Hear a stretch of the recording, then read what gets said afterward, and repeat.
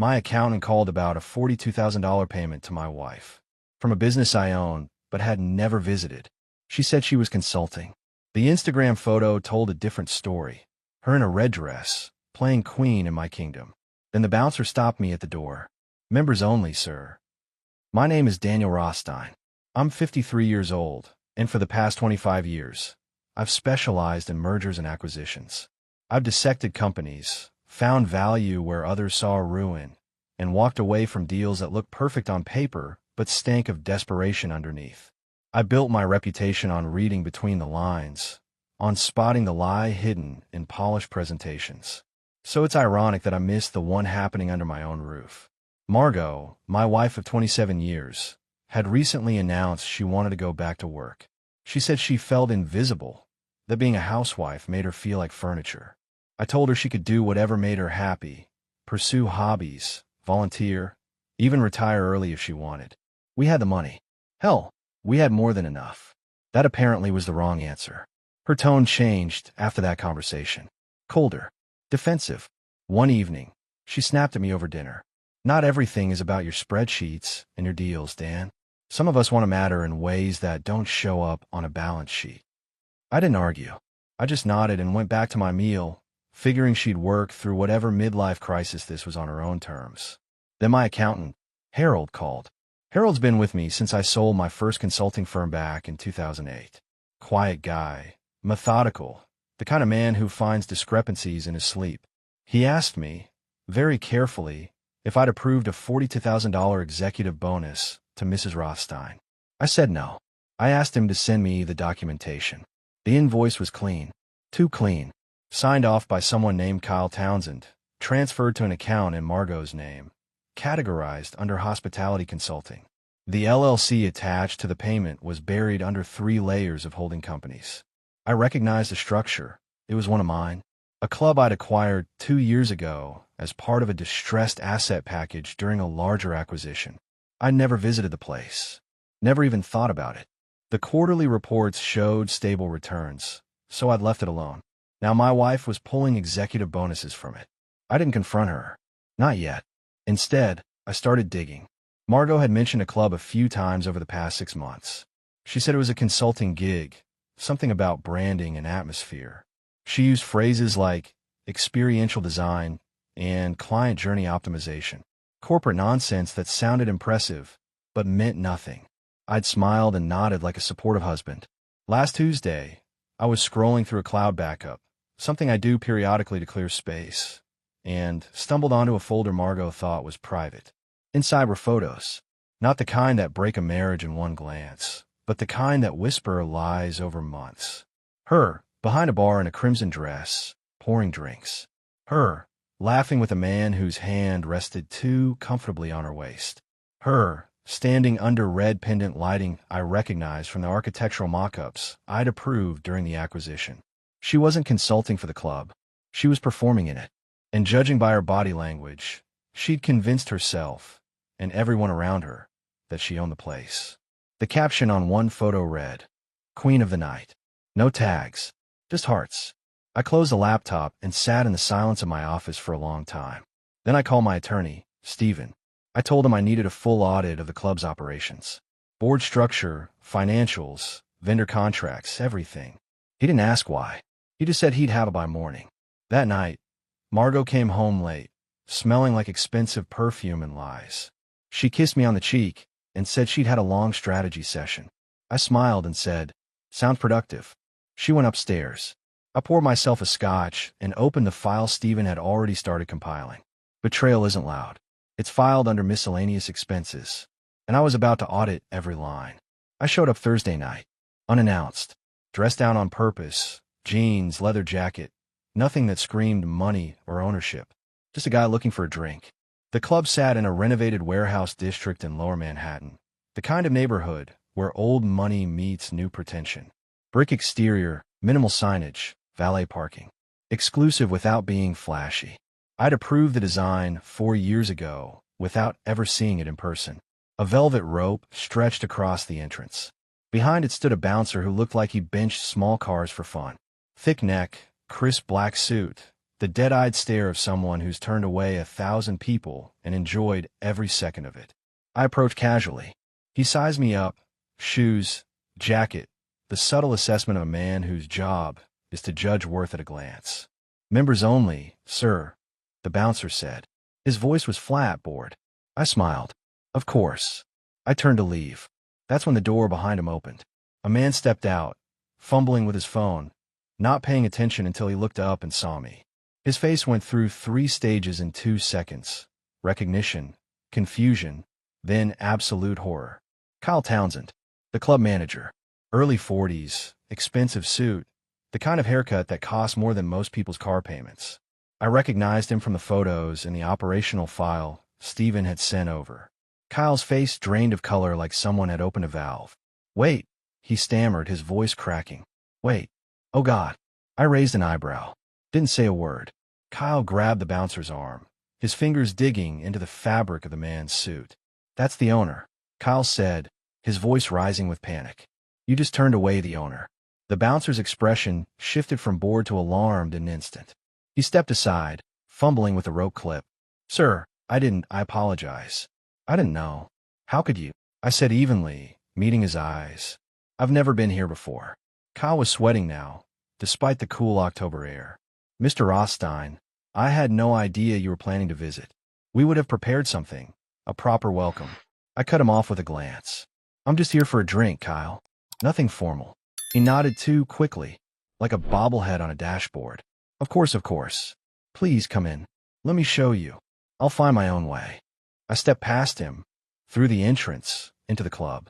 The interior hit me immediately. Deep red leather booths, jazz bleeding from hidden speakers, dim amber lighting that made everything look expensive and slightly dangerous. The air smelled like aged whiskey and ambition. It was designed to make people feel important, to make them believe they belonged to something exclusive.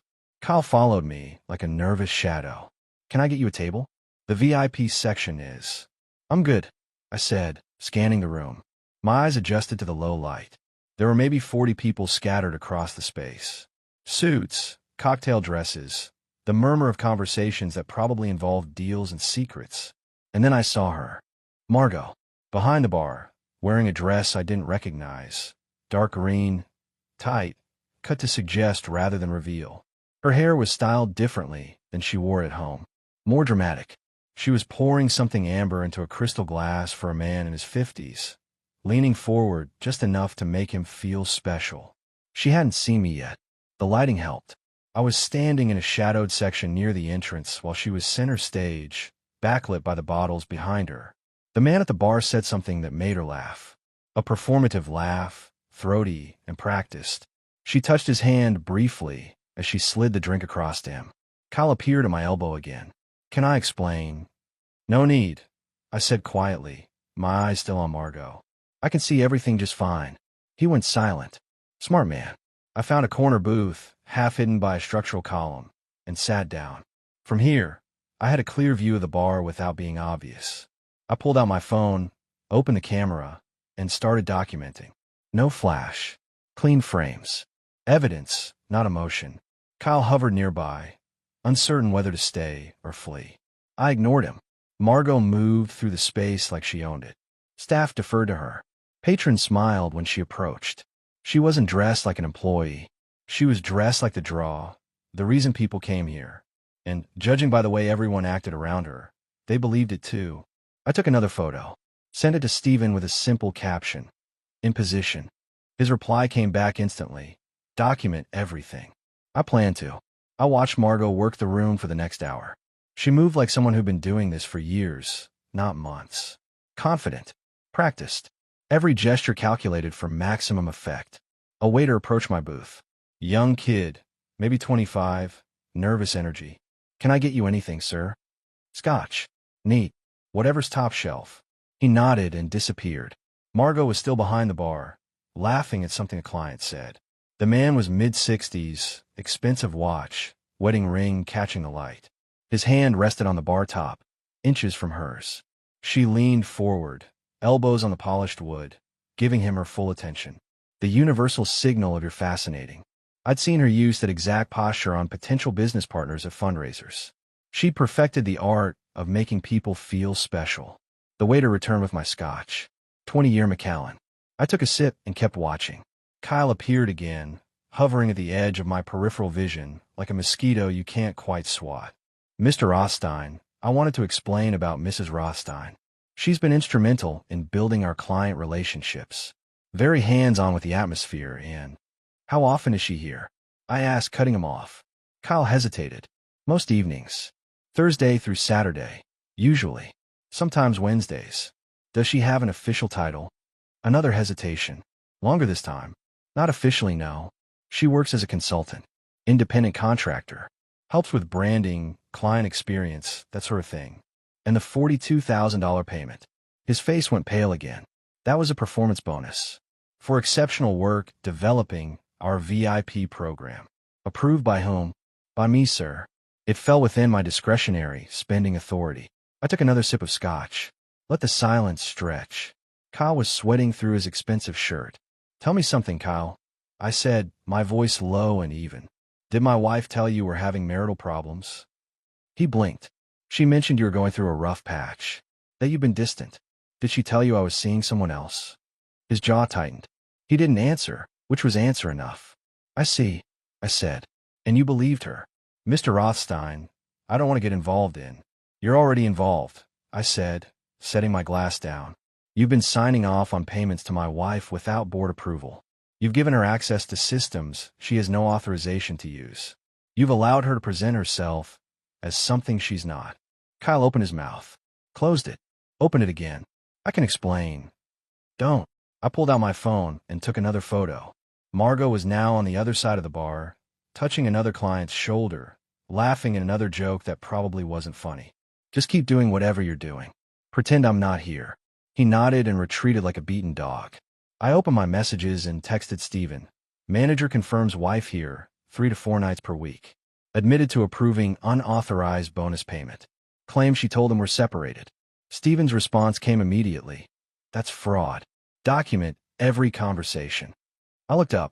Margot had moved to a small platform near the DJ booth. The music shifted, something with a heavier beat, more sensual.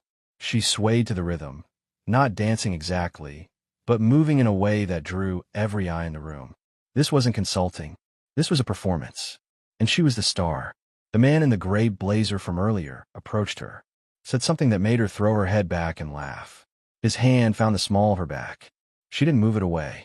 I took 3 more photos. Clean frames. Clear angles. Then I stood, left a $100 bill on the table, and walked out. Kyle tried to follow me. Mr. Rothstein, please, if we could just... I turned at the door. Send me every expense report from the last year. Every vendor contract. Every payment authorization. Every email where my wife's name appears. Have it on my desk by Monday morning. His face went white. Sir, that's not a request, I said. Then I walked out into the October night. Behind me, through the glass, I could still see Margot laughing, dancing, playing her role. She had no idea the audience had changed. I didn't go home. Instead, I drove to my office in Midtown. The building was mostly empty at 9 p.m., just security and a few workaholics burning midnight oil. I rode the elevator to the 18th floor, unlocked my corner office, and spread the files across my desk. Steven had sent over everything. Board minutes, financial statements, LLC structures, vendor contracts. I'd spent 25 years dissecting companies, finding the weak points, the lies hidden in footnotes. This was no different, except it was my wife on the other end of the audit trail. The club had been acquired as part of a distressed asset package in 2021. 3 businesses bundled together, sold at a discount because the previous owner needed cash fast. I kept 2, planned to flip the 3rd, the club, once the market recovered. But the returns were steady, so I'd left it alone.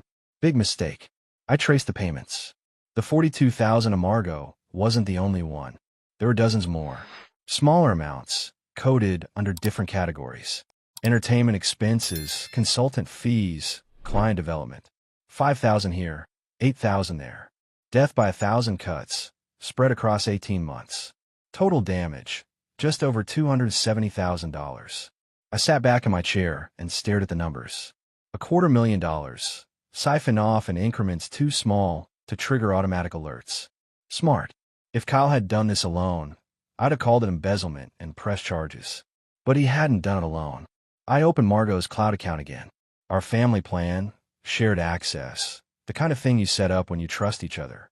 I scrolled through a recent activity. Calendar appointments labeled club strategy, vendor meeting, VIP event planning. Then I found something that made my blood run cold.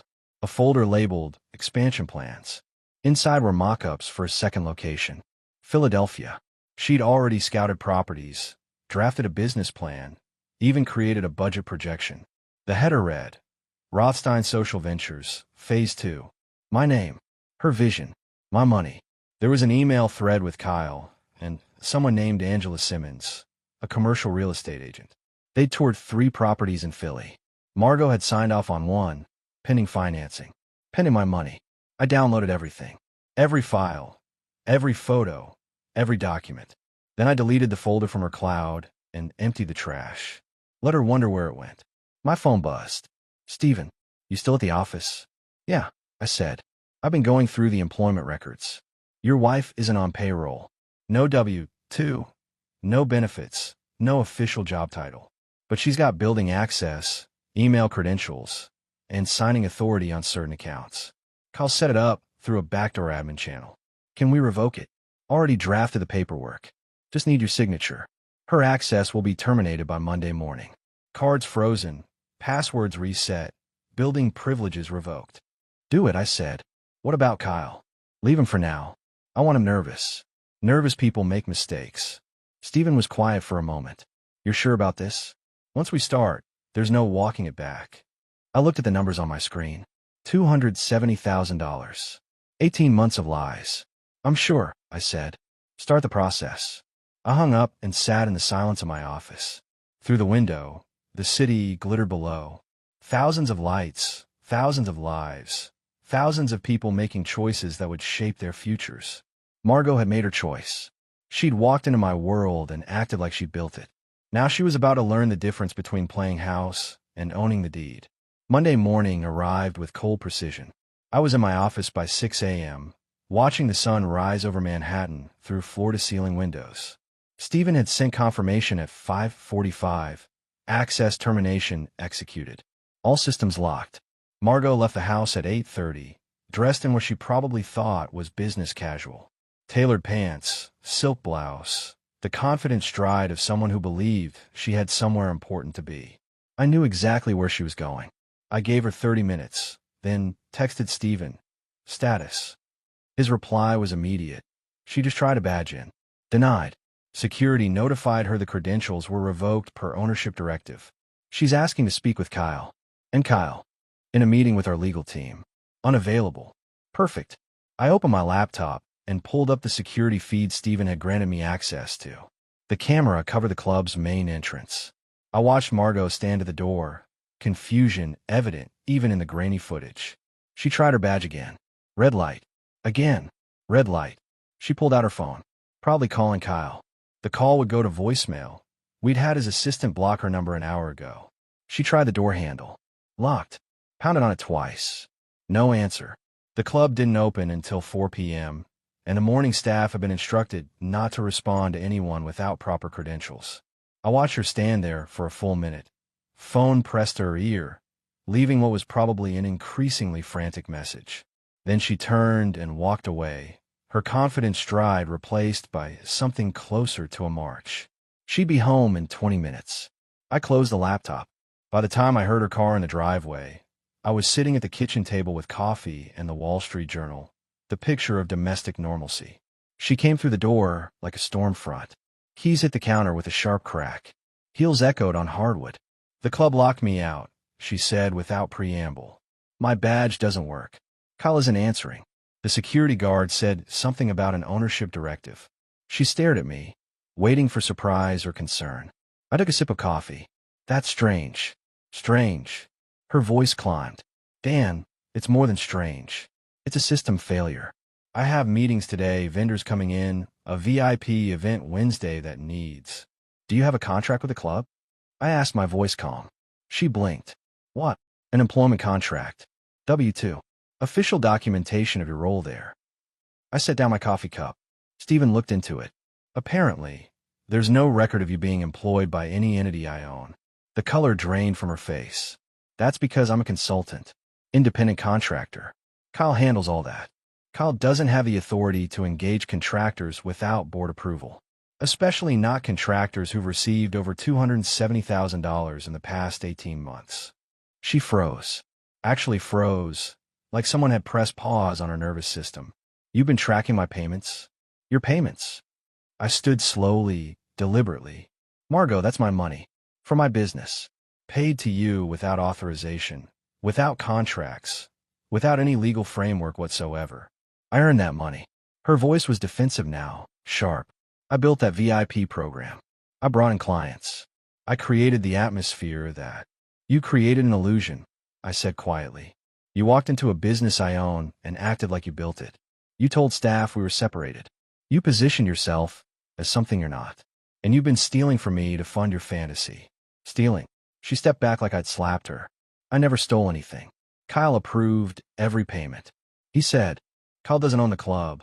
I interrupted. I do. I've owned it since 2021. Every dollar you took came from an entity I control through multiple holding companies.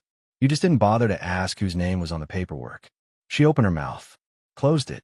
Her hands were shaking. As of 8 a.m. this morning, I continued, your access to all properties, systems, and accounts has been revoked. Your credentials are terminated. If you attempt to enter the premises again, you'll be treated as an unauthorized visitor and removed by security. You can't do this, she whispered. I already did. I walked past her toward the door. I have meetings downtown. We'll talk more tonight. Or not. Your choice. I left her standing in the kitchen, surrounded by the life she thought she'd built, realizing for the first time that none of it had ever been hers. I didn't come home until after 9 that evening. Deliberately. Let her sit with it. Let the reality settle into her bones the way lies had settled into mine for 18 months. When I walked in, the house was dark except for the kitchen light. Margot sat at the table, still in the same clothes from this morning, a glass of wine in front of her. Not her first, judging by the bottle. I've been trying to reach Kyle all day, she said without looking up. He won't answer. His assistant says he's unavailable. Jordan at the club hung up on me. I set my briefcase down. Jordan doesn't work for you. Neither does Kyle. They work for me. She finally looked up. Her eyes were red. Why are you doing this? Why am I doing this? I pulled out my phone and opened the photo gallery. Scrolled to the images from Friday night. Turned the screen toward her. That's you behind the bar, touching a client's arm. That's you dancing on the platform. That's you laughing with a man whose hand is on your back. She glanced at the photos, then away. I was working, building relationships. That's what hospitality means, Dan. You of all people should understand client development. Client development. I repeated slowly. Is that what we're calling it? I swiped to another photo. Here's you telling a bartender you own the place. Want to see the security footage where you introduce yourself as the founder? Her face went white. I sat down across from her. Here's what I understand. You wanted to feel important. You wanted to matter. So you walked into my business, created a role for yourself, and spent 18 months playing dress up with my money. It wasn't like that. No. I pulled out a folder Stephen had prepared.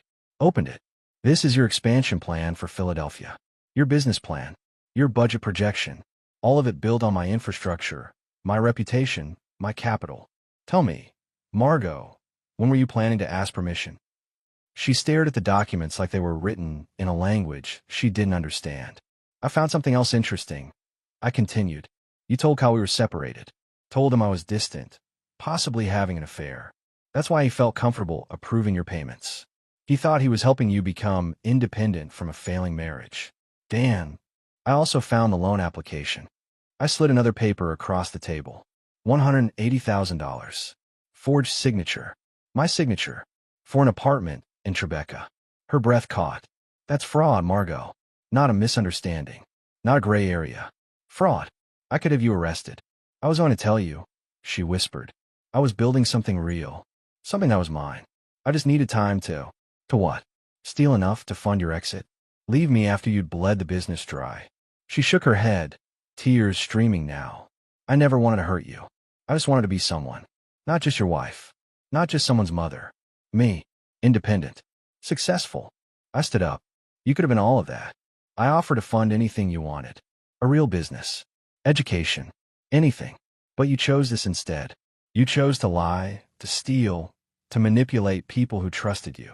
What happens now? Her voice was barely audible. Now, I walk to the counter, pour myself a drink. Now your attorney talks to my attorney. Now you explain to our kids why their mother was committing fraud. Now you figure out what your life looks like when you're not playing pretend in someone else's kingdom. Our kids. She stood up suddenly. You're going to tell Andrew and Rachel? They're adults, I said. They deserve the truth. Rachel especially, since she's been watching you do this for months. Margot's face went ashen. Rachel knows. Rachel works in the club's accounting department. Has for 3 months. She's the one who brought the discrepancies to Stephen's attention. The glass slipped from Margot's hand, shattering on the floor. Neither of us moved to clean it up. My own daughter, she whispered. Your own daughter watched you betray her father and documented every transaction. She gave me copies of everything. Every forged authorization, every fraudulent expense report, every lie you told Kyle about our marriage. I finished my drink and set the glass down. I'm staying at the university club tonight. Tomorrow, Stephen will bring divorce papers. You should hire an attorney. A good one. I walked toward the door. Dan, please. We can fix this. We can. I stopped but didn't turn around. 27 years. Margot. I would have given you anything. All you had to do was ask. Instead, you took. And now you have nothing. I left her standing in the kitchen, surrounded by broken glass and broken illusions. Outside, the October air was cold and clean. I breathed it in deeply, feeling lighter than I had in months. The lies were over. The truth was ugly, but at least it was real. Wednesday afternoon, I was in my office when my daughter Rachel walked in without knocking. She'd inherited her mother's dark hair, but had my eyes. Sharp, analytical, the kind that missed nothing. Andrew's flight lands in 2 hours, Rachel said, sitting down across from my desk. I'm picking him up. Thought you should know. I nodded. How much did you tell him? Everything. She crossed her arms. He deserved to know why he was getting emergency leave. He didn't take it well. I can imagine. Andrew was 26, career military, stationed at Camp Lejeune. He'd always been protective of me, of Rachel, of the family structure. This would hit him hard. Rachel leaned forward. Dad, I need you to understand something. I didn't do this to hurt Mom. I did it because what she was doing was wrong. The numbers didn't add up. The payments had no authorization. When I confronted Kyle about it, he told me she'd said you two were separated. I know. I gave you the evidence because you deserve the truth. But I still love her. She's still my mother. Rachel's voice wavered slightly. I just wish she'd been honest. I stood up and walked around the desk, pulled Rachel into a brief hug. You did the right thing.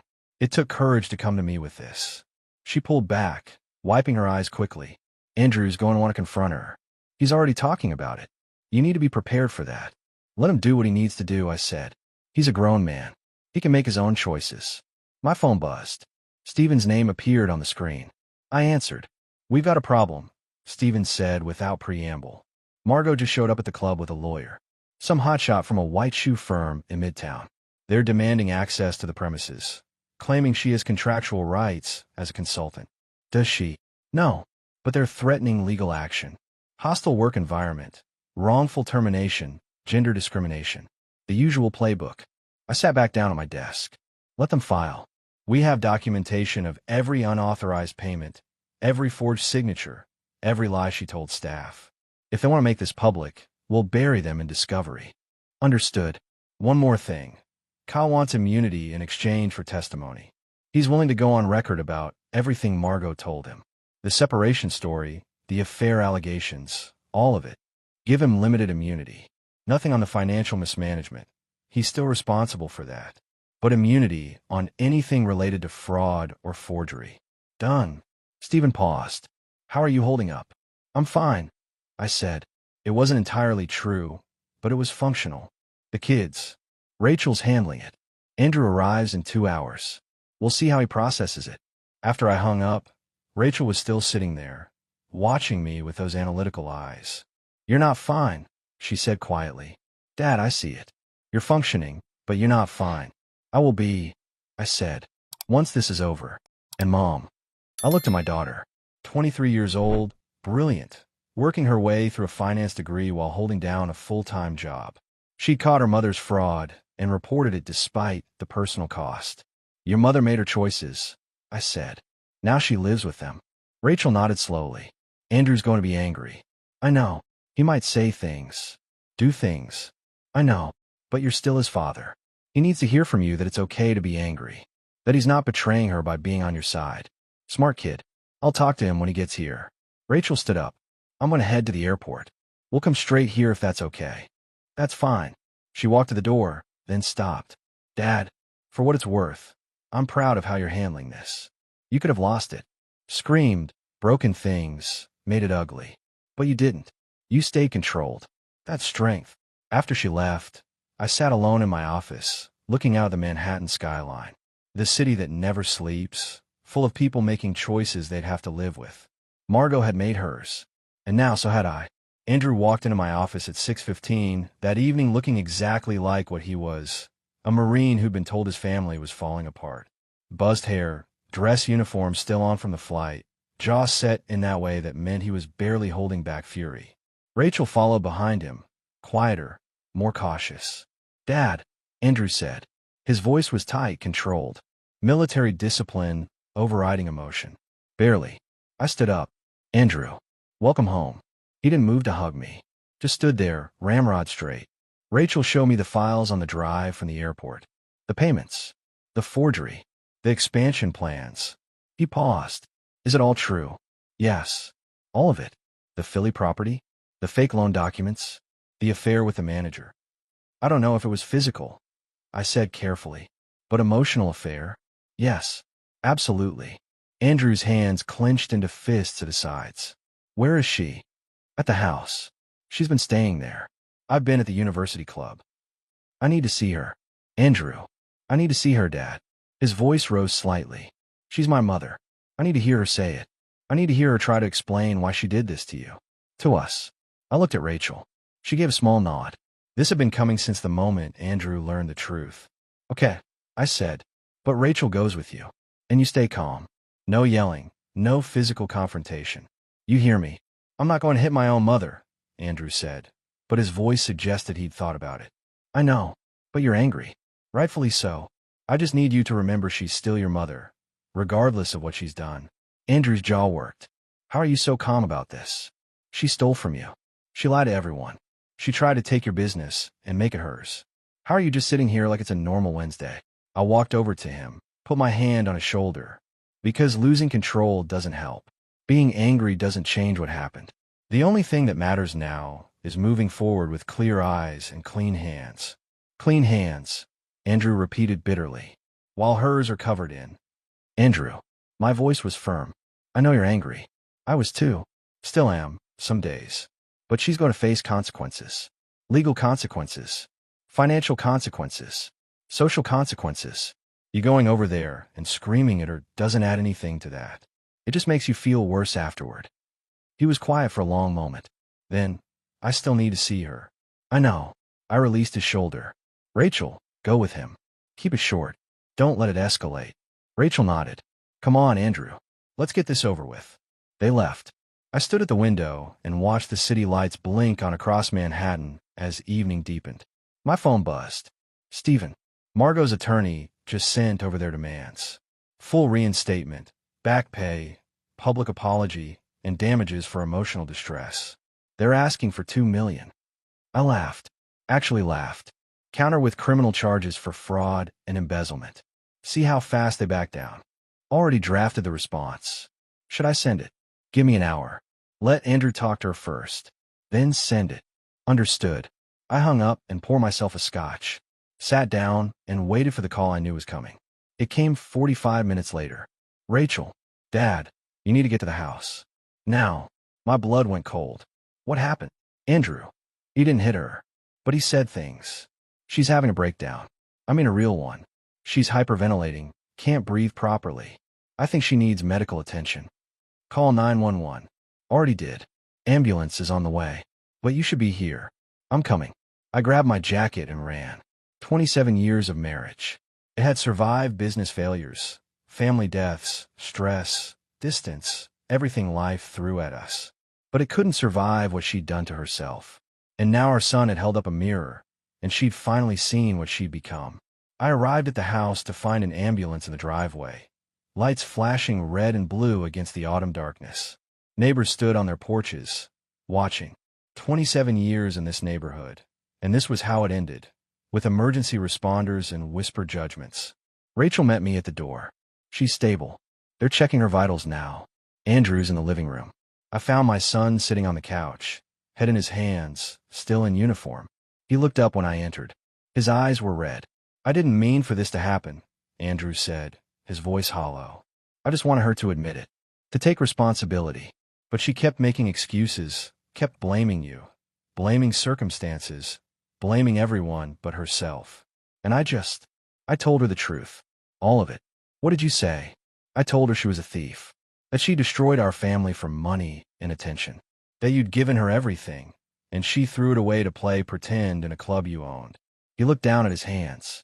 "I told her I was ashamed to be her son." The words hung in the air like smoke. "Andrew, I know I shouldn't have said that. But, Dad," she tried to make herself the victim. "She said you drove her to it, that you were emotionally distant, that she felt invisible. And I couldn't let her rewrite history like that." The paramedics brought Margot out on a stretcher. Her eyes were open but unfocused, staring at nothing. They'd given her something for the panic attack, sedative, probably. She looked small, diminished, nothing like the woman who'd held court in that club less than a week ago. One of the paramedics approached me. "Are you Mr. Rothstein?" "I'm here with your husband." "Yes. She's experiencing acute anxiety and possible dissociative symptoms. We're taking her to Mount Sinai for evaluation. Psychiatric hold, likely 48 hours. You should follow us." I nodded, turned to Rachel and Andrew. "You two go home. Get some rest. I'll handle this." "Dad, I should come with you," Rachel said. "No, you've done enough. Both of you. This is between me and your mother now." Andrew stood up. "I'm sorry. I didn't mean to." "You told her the truth," I said. "Sometimes the truth is what breaks people. That's not your fault." At the hospital, I sat in a waiting room with fluorescent lights and outdated magazines. A doctor eventually came out, young woman, tired eyes, name tag reading Dr. Patel. "Mr. Rothstein, your wife is stable. She's sedated right now, but she'll be under observation for at least 48 hours. She experienced a severe panic attack, followed by what we call dissociative shock. Essentially, her mind couldn't process the emotional trauma, so it shut down temporarily." "Will she be okay?" "Physically, yes. Mentally, that's going to take time. She'll need therapy, possibly medication. This kind of breakdown often happens when someone's confronted with a reality they can't accept. Has something significant happened recently?" I almost laughed. "You could say that." Dr. Patel handed me some paperwork. "We'll keep her for observation. You're welcome to visit during designated hours, but I'd recommend giving her space tonight. She needs to rest." I signed the forms and left. Drove back to the University Club in silence. The city lights blurred past, each one representing a life I wasn't living, problems I didn't have. My phone buzzed. "Stephen." Margot's attorney withdrew their demands. Completely. No counteroffer, no negotiation. They're out. What changed? I may have mentioned the psychiatric hold, and the fact that proceeding with litigation would require her to testify under oath about the forgery. They folded. "Good. How is she?" "Broken," I said. "Completely broken." "And you?" I pulled into the parking garage. Kill the engine. Sat in the dark. "I don't know yet," I said. "Ask me in a month." But even as I said it, I felt something shift. Not relief exactly. Not peace. But the absence of chaos. The silence after a storm. Margot had built her kingdom on lies. And when the foundation crumbled, she'd fallen with it. I'd warned her. I'd given her every chance to be honest, to build something real. She'd chosen illusion instead, and now she was living in the wreckage. For months later, I walked into the club on a Tuesday evening. It looked different now. New management, new staff, a different energy. Catherine Morgan, the attorney who'd helped Stephen with the case, had taken over as operations director. She'd transformed it into something legitimate. Less theater, more substance. Kate met me at the entrance, professional smile in place. "Daniel, welcome. The renovations turned out well, don't you think?" Better than well, I said.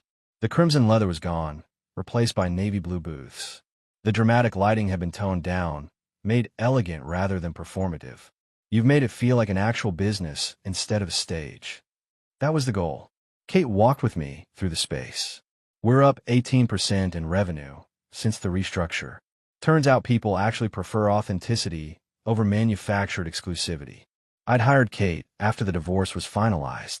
She was 44, brilliant, had a dry sense of humor that appealed to me. Somewhere between the legal strategy and the business restructure, we'd started having dinners that weren't about work.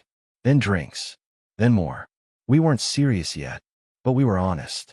And after everything with Margot, honesty felt like oxygen. How are the kids? Kate asked as we took a table near the window. Rachel's thriving. Got promoted at her new firm. Andrew finished his deployment and got accepted to Columbia Business School. They're both doing better than I expected. And Margot. I took a sip of the scotch Kate had ordered for me. She'd learned my preferences. She's in a treatment facility in Connecticut. Court-mandated therapy, repayment plan for the embezzled funds. She'll be there another 6 months. Do you talk to her? Through lawyers only. The divorce was finalized last month. She kept the house, I kept the businesses. Clean split, relatively speaking. Kate nodded, didn't push. That was another thing I appreciated about her.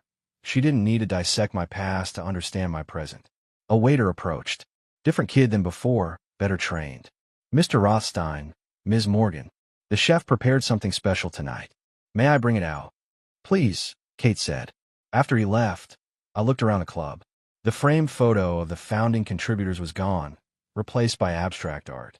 The bar had been refinished. Even the music was different, less jazz, more contemporary. Every trace of Margot had been systematically removed. It should have felt like victory. Instead, it just felt necessary. You did the right thing, Kate said quietly, reading my expression. Walking away from something toxic isn't weakness. It's survival. I know. Do you? She reached across the table, touched my hand briefly. Because sometimes you look at this place like you're waiting for something to happen. Like you're waiting for her to walk back in and prove she's changed. She won't, I said. And even if she did, it wouldn't matter. That part of my life is over. Good. Kate smiled. Because I'm not interested in competing with a ghost. Dinner arrived. Something elegant and perfectly prepared. We ate and talked about normal things. Business expansion, weekend plans, a book Kate had read that she thought I'd like. No drama. No performance. Just two people enjoying each other's company without scripts or lies. Later, standing outside the club in the November cold, Kate turned to me. You know what I think? What? I think you spent 27 years building something with someone who didn't appreciate it. And now you get to build something new with someone who sees your value. That's not an ending, Daniel. It's an opportunity. She kissed me on the cheek and walked to her car. I stood there for a moment, watching the city move around me, thinking about Margot in that treatment facility, facing the consequences of choices she couldn't undo, thinking about Rachel and Andrew, rebuilding their relationship with their mother, one supervised visit at a time, thinking about the business I'd reclaimed, the life I'd reconstructed. The club behind me hummed with conversation and laughter. Real this time. Earned. I'd lost a wife. But I'd kept my integrity, my business, my children's respect. And in the end, that was the only kingdom that mattered.